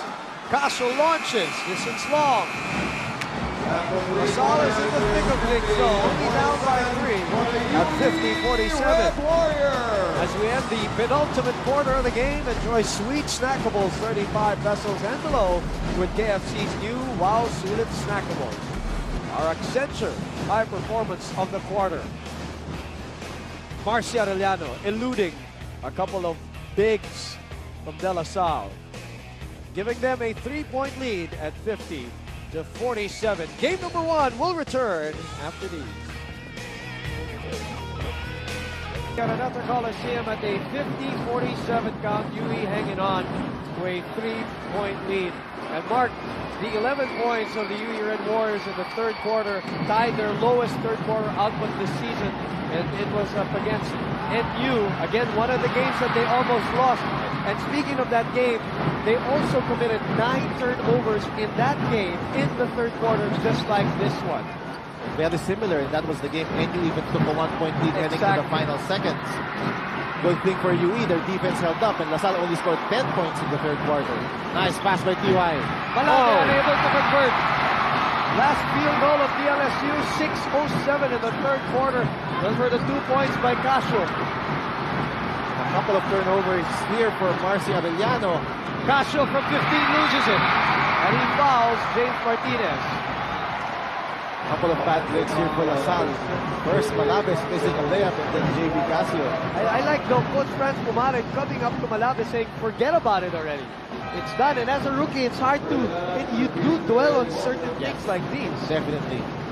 But Coach Franz Pumaret knows that sooner or later he will need Malabes. Yes. So he doesn't want Badil to lose his confidence at this point. What about his role in that Ateneo game? His defense on Chris Chu was just... Well, both him and Cholo Villanueva taking turns on Chris Chu. That was phenomenal. 50-47. Gregorio has been quiet in this ball game too. Averaging 10 points a game, the second leading scorer of UE. And an offensive foul. Marcy, 3 straight plays. Turnovers for Marcy Arellano, so Paul Lee will check in. 23 turnovers, Mark. This is really looking like that other game where they had 28. Wow, this is... And then at a 3-point deficit only. And a pace that favors LaSalle. Yep. Very dangerous territory for the unbeaten UE Red Warriors. This coach Lindo Pumaret also losing a little bit of confidence from his veterans. Short stints here for Marcy, Kelvin, and Mark Bolbolan. And TY Tang ties this game up. The 8th deadlock of the ball game. TY Tang, and that is his 3rd triple of this game. Tang with 11 points. 8:13 remaining. All drinking water should be crystal clear, purified drinking water. Reminding you about that. Martinez tries to take it back. Offensive rebound once again by Yele. Meyerhofer trying to hold him down because there was already a whistle called. And this is what I was looking at from the start of this game. I'm not saying that we needed a fight or anything, but this game seemed to have lacked a little bit of emotion from the start. You know, for a big game like this, it is only now that the players are really getting into it. Well, first 3 quarters, they were showing some brotherly love. Exactly. Which, of course, is great. But we don't see that competitive fire as we see in the slow-mo brought to you by Smart, the power to lead. And Anstiele claiming he was taking that shot, but our officials will say sideline inbounds here for UE. Maybe the 4th quarter will bring it out between these two teams. 8 minutes to play. Another one. Another turnover. 24 for UE. Tang from 16. And a foul. Huge turn of events. And the crowd rises in unison. At least half of the crowd here at the Araneta Coliseum. 4th personal foul of Cañizares, Mark. And this is what I meant with LaSalle's guards dominating the UE guards. TY Tang now stamping his class into this 4th quarter. 5 straight points by TY Tang. A fast break brought to you by Petron XCS, and the crucial thing to note there, it was off a turnover and another turnover output for DLSU. Tang with 13 points, make that 14 on 5 out of 13 shooting. Quick substitution here by Coach Lindo. Almost. I want to see something, a play here for Mark Bolbolan if you're UE. He has not held the ball in a long time in the offense here for UE. Time now for a Jack and Jill fantastic moment with Jack and Jill Life's Fun. And they're whooping it up on the side of green as they are enjoying this 53-50 lead. Let's go to Tracy Abad. UE's a little bit in the hole, Tracy. Don't run away from our defense. That's what Coach Pumaret said on the auto. Now he has his guards and they have to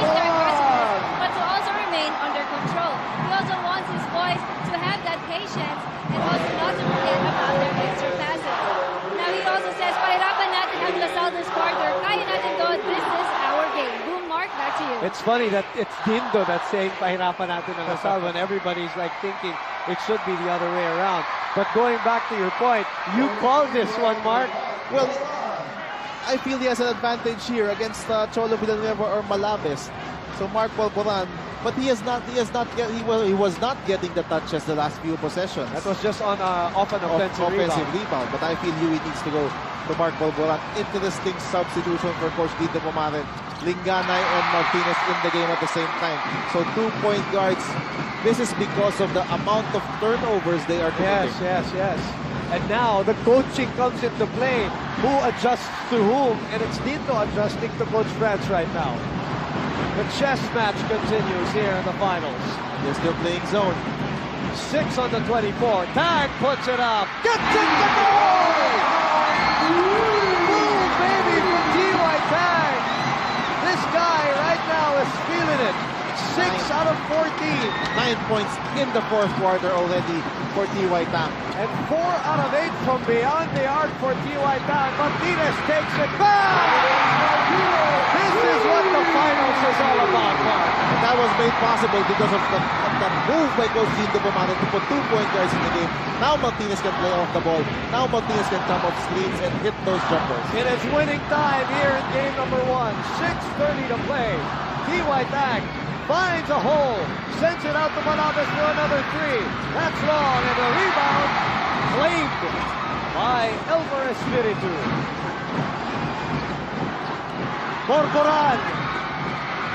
Espiritu with an offensive rebound and a chance to score 2 from the line. But that's usually the case, Boom, even though Borboran missed that shot, because he took it strong to the basket. 3 people had to gang up with him, and that opened the offensive rebounding opportunity for Elmer Espiritu. I see your point there, Mark. As we look at this, a cannon, our time now for a cannon power shot, power play of the game. Wonderful pass by Cholo Villanueva as we captured Rico Meyerhofer stuffing it in.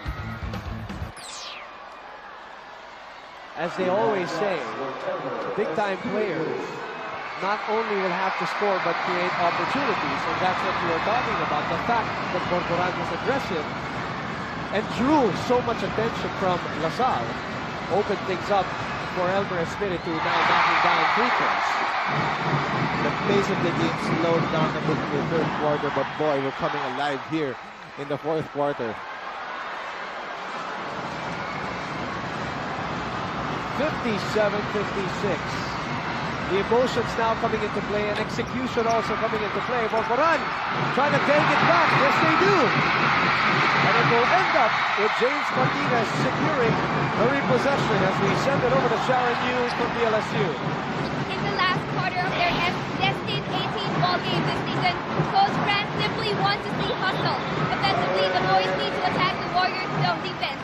The Archers are listening to their coach, beating the Warriors in terms of offensive rebounds during the third quarter, 8-6.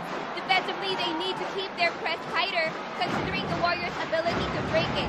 8 total fouls during the third quarter should not happen again. Every opportunity in this quarter is crucial. Over to you, Bo. Finals and in the UAAP in general, every possession is crucial.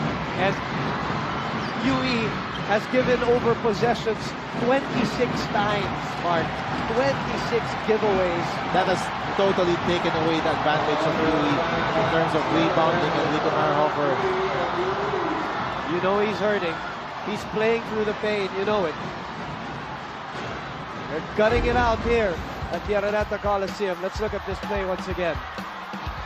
Yele puts his foot. Oh, and Rico gingerly coming down on that one. That's where when I say that the mind comes into it. When you know a foot is there, lalo ka pag exactly. And that's why Rico was definitely distracted when he took that shot. And even his lift from the free throw line is now being affected. DLSU behind by 1, forcing 26 turnovers on the UE Red Warriors. He misses both, but they get the offensive rebound. Villanueva loves that spot. That's probably the easiest look he will get all game long, Cholo Villanueva. 5:20 remaining. our 16th lead change of the ball game. And suddenly LaSalle comes out clapping. Oh, tough luck for LaSalle. Almost the 27th turnover.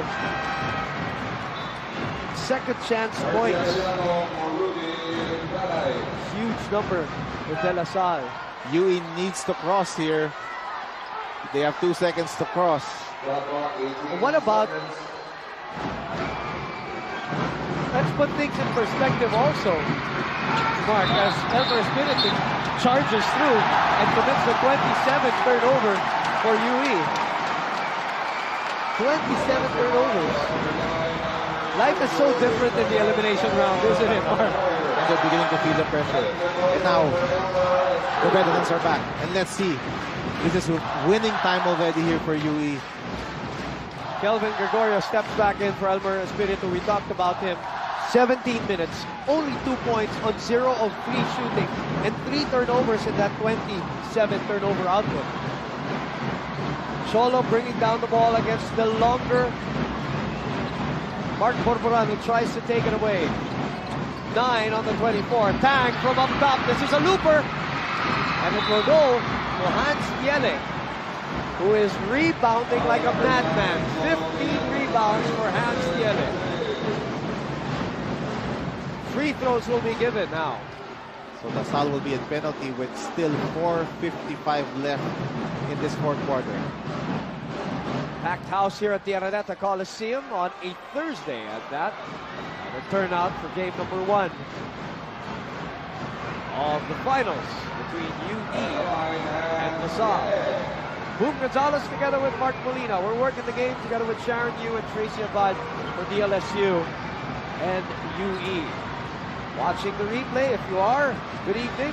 Channel 61 on Sky Cable. And again, everybody watching live all over the world through AMC Global and the Filipino channel. Yele so far in this game is 4 out of 9. You love the 9 free throws that he has attempted, but not the 4 that he has made. But Yele, the best player today for UE in terms of rebounding again, and defense. And again, yes. Going back to that 16 rebound output that he had in the last UE LaSalle matchup. They call the chin play here for the guys in white and green. 10 on the 24. Casio comes out, the pick and pop. That's short. Offensive rebound by Ferdinand, taken away by Mark Borboran, but possession will remain. Casio missed that shot, but that's what we mean with excellent execution on the part of LaSalle. They burn some time, they burn some clock, couple of screens, and you have the shot that you want, an open three-pointer for JV Casio. LaSalle is really thriving on this half-court execution game, and they have not allowed UE to run here. Casio twirling, adjusting, giving it up to Ferdinand. That's a double. Nope, double dribble. Dribbling infraction called on the rookie. 58 all. Our 11th deadlock of the ball game. Both teams marked 7 fast break points lamang. Okay lang yan sa LaSalle, pero hindi okay yan sa UE. We mentioned that UE needed to dominate with their athleticism. They did that in terms of rebounding, but not in terms of attacking on transition. Arellano rather, with a tough angle to work with, shaking off T.Y. Bang. Under 4 minutes to play, and the lead is 2 for the Red Warriors. When the chips are down, UE always turns to Marcy or Mark Borboran, and this time Marcy's turn to deliver. Dang, driving through, ball taken away by Marcy again. 3:30 to play. Yele gives up the dribble and goes back to the veteran. Matchup between Marcy and Davey. Arellano giving it up to Yele. Yele with a fake and another turnover. 28 turnovers for UE. A team that averages 15.1 fast break points. And Piele trying to contest that call, but whether that call was right or wrong, Piele had no business doing that kind of a move in the final 3 minutes of championship match. UE has now matched their turnover output in that last game back in September 13, 28. And the most turnovers this season was Ateneo with 29 against NU, that game that they will look back to in season 17. Meantime, our Nike Spotlight Baller of the Game, Martin, who did you choose? Cholo Villanueva. He led that bench attack in the second quarter. Cholo with 10 points in the game so far. And he is negating the advantage that UE has off the bench. He is 0 out of 2 from the line. Talking about Rico Meyerhofer. In the meantime, who will be our PS Back Maasan Player of the Season? It will be known during the UAAP Awards on the second game of the finals. That's at 2:40 p.m. on Sunday. Well, that's going to be exciting. The awarding ceremony is 2:40 on Sunday here at the Araneta Coliseum. 2 out of 2 on that trip for Rico Meyerhofer and the faithfuls of De La Salle applauding as they tie the game for the 12th time at 60 all. 12 deadlocks, 17 lead changes, and 2 minutes and 55 seconds remaining in this game number 1. Who will flinch? The team that has been here so many times, or the team that is here for the very first time but are unbeaten? 29 turnovers now. On an illegal pick, Mark. Was it an illegal pick? Illegal pick, yes, on Barry Llagas. Barry Llagas has been out of his element today. That matches the Ateneo output in terms of 29 turnovers now.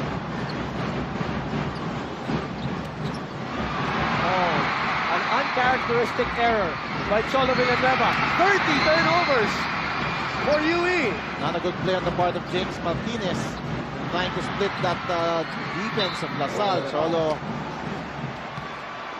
Boy, nerves are now coming into play with 2:23 remaining. As they say, the tension very, very thick, palpable here at the Araneta Coliseum. La Salle is looking for an upset, and Coach Nito Mohamed burns a Samsung timeout. With Samsung, it's not that hard to imagine. We are tied here at game number 1.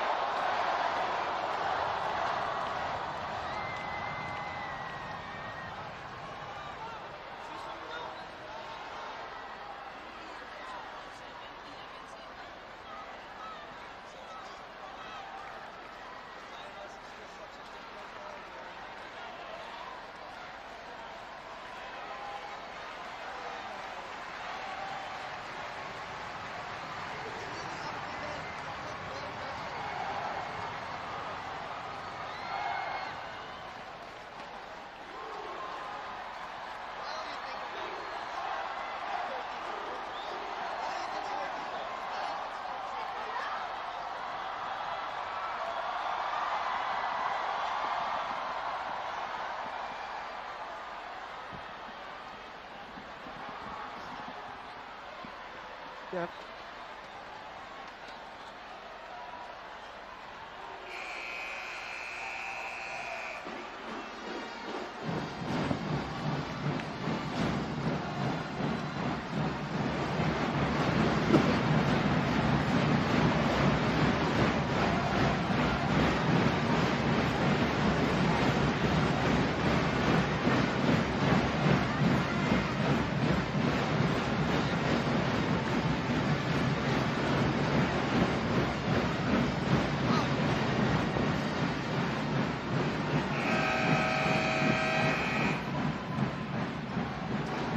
back here at the Rockin' Araneta Coliseum for the windup of game number 1 of the finals. UE tried to survive 30 turnovers here in this game. We're tied at 60.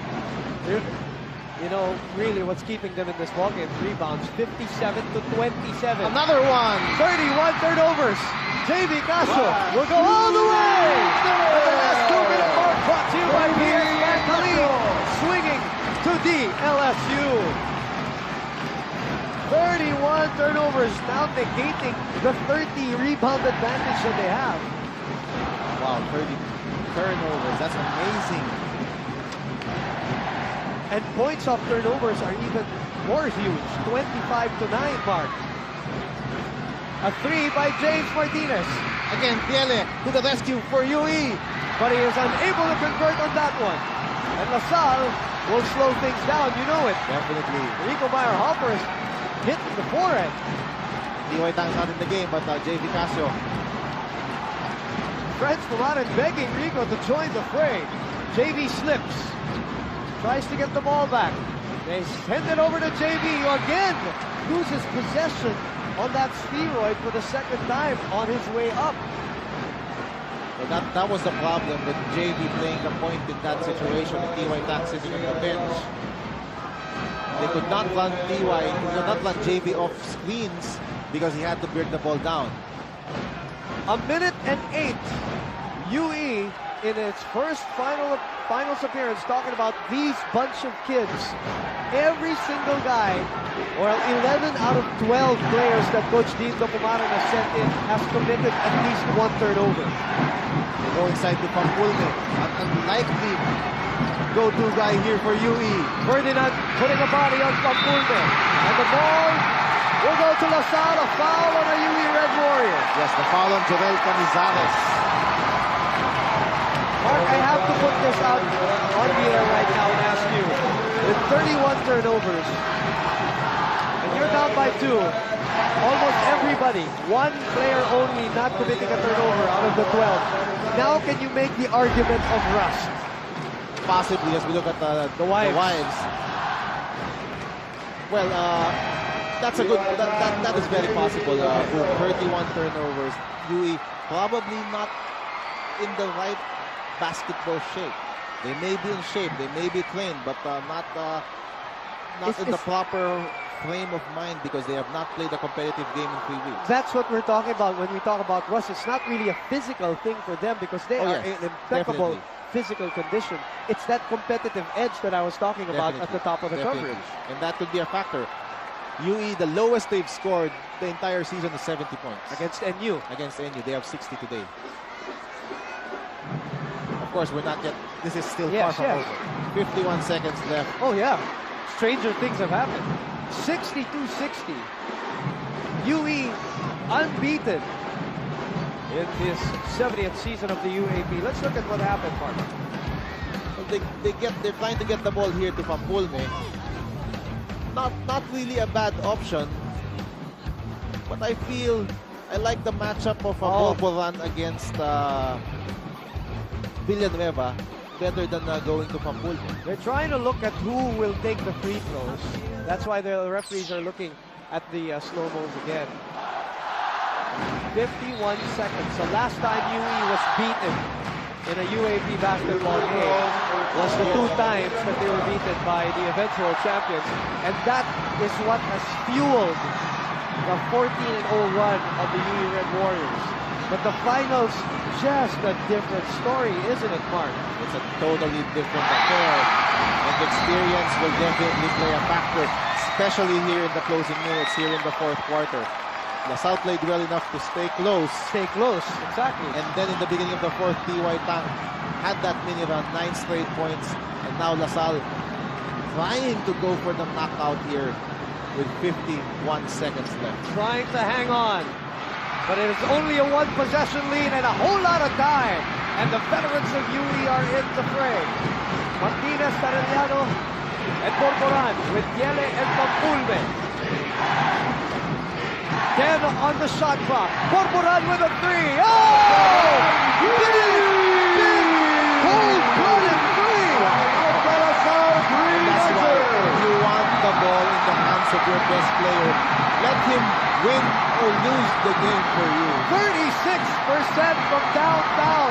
How many times has Mark Corporan done this in season 70 of the UAAP? It doesn't get more cold-blooded than that. And that was well challenged by Cholo Villanueva. They gave him a stare down too. We go into a Samsung timeout with Samsung. It's not that hard to imagine. Hang on, Philippines.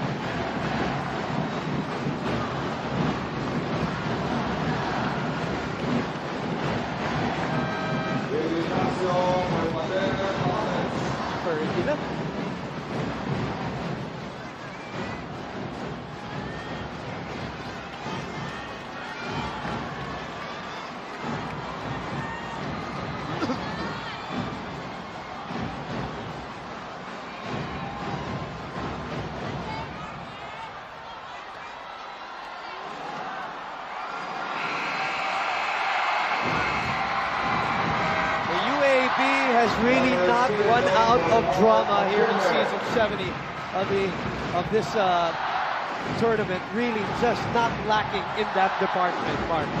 Mark Corporan providing the latest highlight with a cold-blooded three-pointer to tie this game up. 30 seconds, yes. JV Cash is back in the ballgame against Marcia Arellano. PY Tag, 11 on their 24. We are tied at 63. Tag pulls up for three. Nothing there. Offensive rebound by Meyerhofer. He's blocked and fouled with 14.1 seconds remaining. What a big play here by Rico Meyerhofer. Over Hans Biele, over Mark Corporan. Meyerhofer is 2 out of 4 from the line. Wow, there's nothing that can describe that, Mark, but just will. He just wanted that ball. Espiritu was there, Biele was there, Corporan was there. Yes. And he was able to get it against those three very tall and athletic players. It's one of those instances that for a split second you didn't think about your injury and you let adrenaline take over. Absolutely. The 18th offensive rebound of De La Salle compared to the 28th of UE. Crucial free throws, and that's really short. 2 out of 5 from the line. The pressure doesn't spare anyone. UE has one more timeout left. La Salle also has one more timeout left. 14 seconds left in game number 1 of the final series between DLSU and UE. Let's spend the timeout here for Coach Bindo Pomare. He has 14 seconds to work with. How will this end? We'll find out after a Samsung timeout with Samsung. It's not that hard to imagine.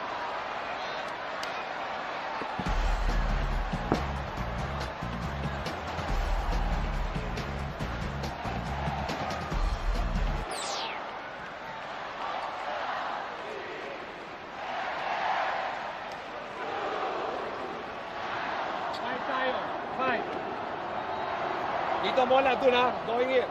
Fight tayo. Kunin lang natin bola. Marcy, ikaw last line. First ka, James. Si Mark dito. Mark, pangalawa. James. Corner. Ikaw maglalabas, Elmer. Elmer ikaw dito. Si Mark na maglalabas. James.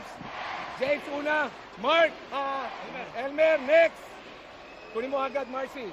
Nakuha ni Marcy. Hans, pasok. Buray mo, bilis. Gagawin natin. Scientific explanation niya. Si Mark maglalabas. Taon din. Kunin ni Marcy ngayon ang bola. Marcy, dito ka. Si Elmer. It's their year. Elmer. Hans. Marcy, go for a drive, ha? Mark. James, hindi niya help. Peace tayo. Pagdating na mala sa... VP nila yan. EVP. 8 seconds. Atake. Hawakan mo. Pasok na tayo. Pero pag kaya, pasukin na natin agad. Mark, dito ka. Screen. Go. Hans. Roll. Hans. Pag wala nangyari, Elmer, screen ulit kay Mark. Lalabas ka. Curl, Mark. Stop it. Gure mo. Corner lang. Peace tayo. Peace. Hey. Elmer. Hans. Angat natin. Gulis si Marcy. Roll. Hans. Diretso. Screen. Curl. Elmer. Hans. Punta ka agad dito. Uli mo yung bantay ni Mark. Okay, nagiging natin. Right.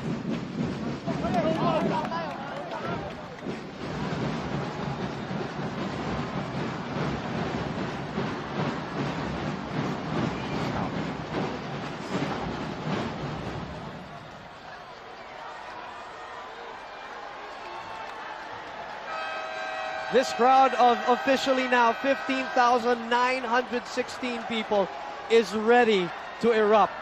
You just don't know who, which side, and for what reason. And if you're Coach Lindo Kumarin, again, you want something here, probably going to Mark Borboran, maybe on the move, but he is being guarded now by Rico Meyerhofer. Here we go. Excellent adjustment here for Coach Franz Kumarin. Marcy now will take things into his own hands. He tries to send it out to Borboran for another three. That rattles out. Nothing there. LaSalle will escape. LaSalle has upset UE in game number 1, Mark.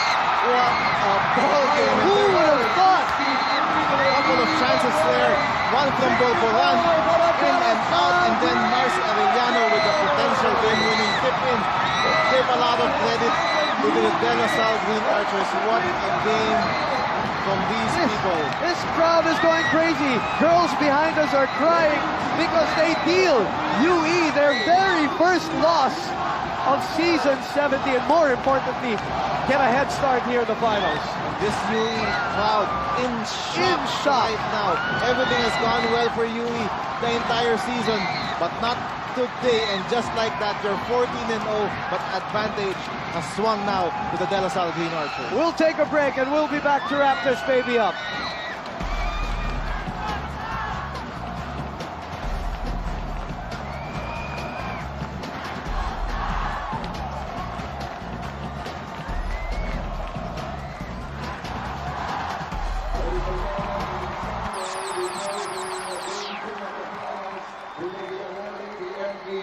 The mythical 5 and more for the seniors, juniors, and women's division. This Sunday, 3 p.m. before Game 2 of UE DLSU.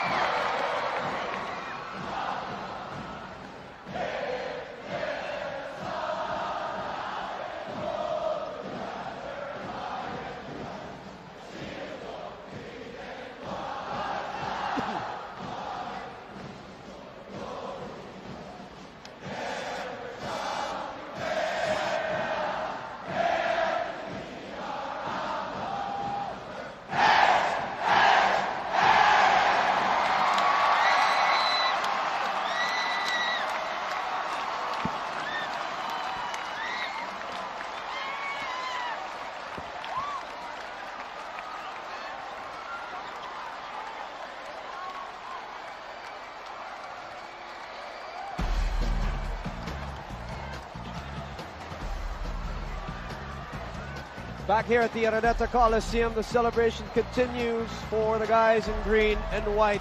They celebrate and they win by the skin of their teeth, especially after missing 2 crucial free throws, Mark, at the end of this game. Well, 64-63, that was the bottom line. Only 63 points for UE Exactly. in today's ballgame. Season low. Terrific job controlling the pace of the game, forcing 30 turnovers. Here was this last play. Marcy Arellano getting to the basket.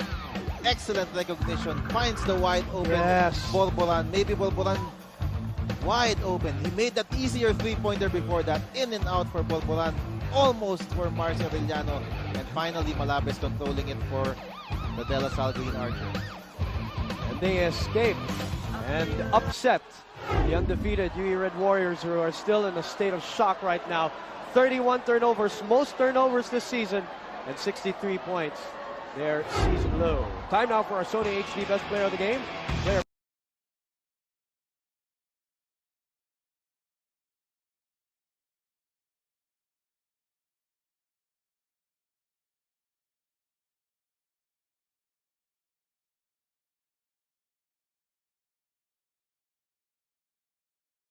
James Martinez and the other point guards, the way he did it during the Ateneo series, and he did that today. T.Y. Tang and Xavier Casio. Xavier Casio, of course, the difference in today's ballgame. And Rico Meyerhofer, we cannot forget about this play by Rico Meyerhofer.